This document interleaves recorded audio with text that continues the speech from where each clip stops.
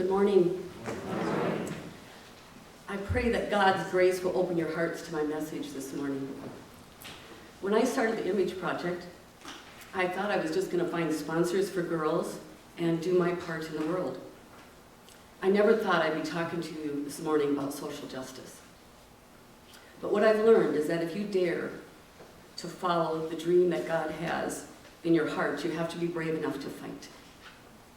This is hard stuff I'm going to talk to you about this morning. It's about human rights and loss of dignity. I'm not going to sugarcoat it because too many lives depend on my message. And I ask myself, who am I as a person if I don't tell you the truth?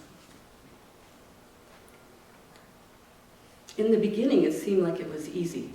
I would find sponsors for girls, and I was doing my part in the world. But as time went on, I started listening to the girls and their stories about their lives. And I published a book about them.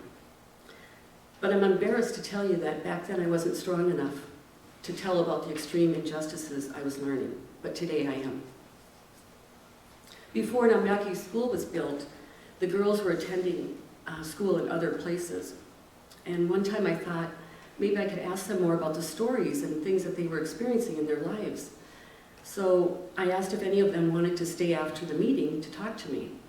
I thought a few would. They all did. And it was that day that I heard a little girl ask me, "Madam, but what do you do when your friend is stripped naked, tied to a tree, and beaten until she surrenders to marry the older man?" I had no answer. And that was a turning point for me. I started listening more, started collecting more stories in my heart and on paper. These girls were living a nightmare that someone else chose for them. I have looked into the eyes of these girls, and they have shared their stories with me that I'm going to share with you this morning. There are young girls who are sold in exchange for cows. I have heard stories of mothers running away screaming because their daughters are being sold for cows. And they know that once they are sold, they do not exist as a human being anymore. One day I met with a mother who hung her head under the table in shame because she was begging for her daughter to go to school. The person that was interviewing her had to hang his head under the table to talk to her. One day a little girl was being interviewed. Her arms, wrists were this big, and she was going to be forced to marry an older man. I have heard of rapes of helpless girls, 8, 10, 12 years old. I have heard of curses put on children because if they go to school, the curse will be that something will happen to their family. One little girl held a book up and she fainted because she thought that something would happen to her mother. I have heard of FGM done to children by mothers with the scissors. I have heard of mothers who sleep in the dirt. I have heard of mothers who sleep in trees. I have heard of an old man who came to get an 8-year-old child, and the mother fled with nothing to save her daughter. I have heard of druggings and kidnappings where children go to the river to get water. I've even heard of a man who has a business. He's on a motorcycle and he takes those girls and then he sells them to other people. I have heard personally from a little girl who said she's afraid to leave the school during a break because she's afraid her brothers will be on the bus and kidnap her, and that will be the end of her life. I have heard of women who are slaves, one of 8, 10, 12 wives. Their hearts are bleeding for their children. And they say, "I may tell you my story today, but I may lose my life tomorrow for telling you." It's very hard for them to be born as human beings. They have been imprisoned for so long. About a week ago, a young girl named Selena escaped from an early marriage. She escaped a while ago. She heard the story that was filmed in Tanzania about our school and about these girls last summer. So she went to a church and she saw this on TV. She decided she was going to find the woman who did the story, and then maybe she could find the Namyaki school. So she set out across Tanzania. Now, based on what I've been telling you, can you imagine what she experienced? She showed up a week ago at the reporter's station, told her story on TV. It's my understanding you cannot hear that kind of a story and not cry out for these children. She found the school, we found a sponsor, and she is safe now. But this is the injustice that happens to so many girls around the world.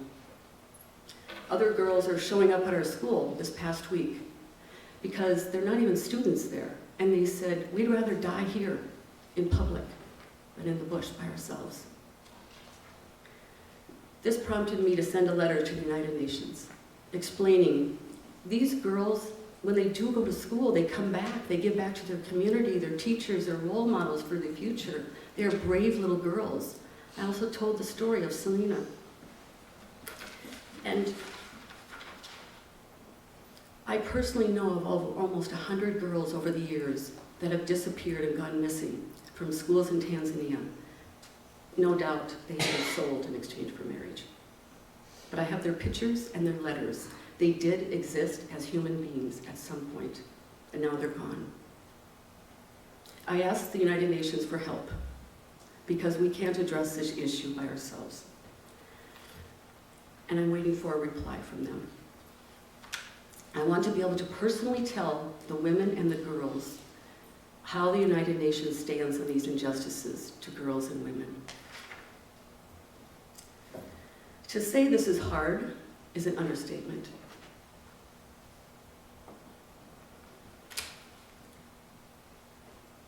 I have personally lived through a difficult divorce, and on a scale of 1 to 10, that's a 2. Fighting injustice is an 8. At times, I feel like I have fallen flat on my face. I cry sometimes from the depth of my soul. The only place I can go is to my knees. I have cried more in the last year than I have in my whole life. But I get myself back up, I dig my heels in, and I start to fight again. I have fought the spiritual war at night when the enemy comes and said, who do you think you are? You cannot protect these girls. And I drowned him out by saying, my God can move mountains. But some nights seem to last forever. My blood pressure was so high after carrying all these stories and not sharing them for so long. The cardiologist told me the human heart cannot carry such pain, and that I needed to nurture my heart and let it heal. I have wanted to give up. I have been in a black hole. There's hardly any light coming through. And I am not the one living the nightmare. I know you're wondering, why do I do this? I do this because it's an honor. It's an honor to serve a God that can move mountains. It humbles me to see these brave and courageous girls. They're in school and they're smiling and they have a chance for a bright future. They can see a light. And I'm proud to be part of a team here and in Tanzania and joining with all of you who have been fighting for injustice for these girls for so many years. By everything that Grace Lutheran has done, from the quilts to the sponsorships to the buying goats to the books to everything that you have done, which includes helping out the warriors today who are at the school protecting these girls. Faith is not believing that God can, but that God will work miracles. I'm going to be a warrior for these girls. I'm going to trust the whispered call from deep within. I'm going to fight for the injustice according to the will of God. And I hope that you will join me when I plant this Maasai spear firmly in the ground. This was used to kill a lion by a warrior many years ago. We want to encourage these girls to use their pencils as spears in their future. And we can all trust that the grace of God and the shield of faith will protect all of us, whoever takes a stand for the injustice that all girls and women face around the world. Thank you.